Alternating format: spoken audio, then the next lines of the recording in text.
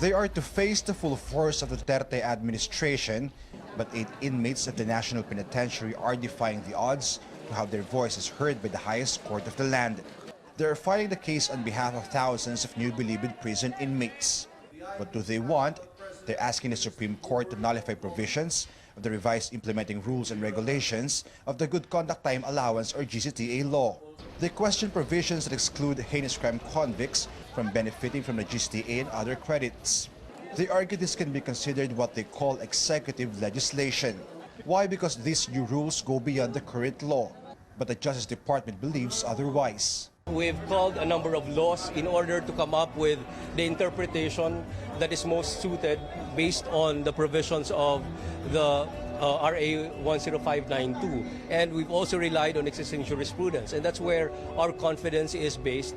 Petitioners also question a provision excluding heinous crime convicts from gaining good allowances or credits based on good behavior. They say this violates their Equal Protection Clause under the Constitution. Again, the Justice Department believes this argument lacks basis. Heinous crimes convicts are in fact segregated by the Constitution itself when it says that heinous crimes convicts may be penalized with the death penalty. Government officials can't wait to defend their own creation. We've worked hard on coming up with an interpretation of the law in the implementing rules and regulations that would withstand this scrutiny, and this is the moment for us to prove that really the one that we made is in consonance with the law. So if ever the Supreme Court will ask us to defend, we are ready for that. But we did it in good faith and for the good of the common people.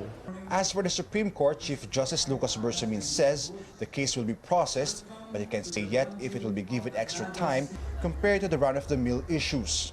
Kasi alam mo, ang Supreme Court, nag-file ka doon, kahit na napaka-urgent yan, kailangan pakinggan mo yung kabila. Tapos, that takes time. No? Ngayon, ina-expedite namin yan. Kung kailangan na magkaroon ng oral argument, yun doon mo malalaman kung kailangan ma-expedite, kung minadali namin yung oral argument. Justice Secretary Minardo Guevara says he has eagerly awaited for this test case. After all, the Supreme Court has the final word on this issue. But thousands of inmates are also pinning their hopes on this case, eager to walk free or face the reality they'll spend the rest of their lives in jail. In Naga City, Anjo Alimario, CNN Philippines.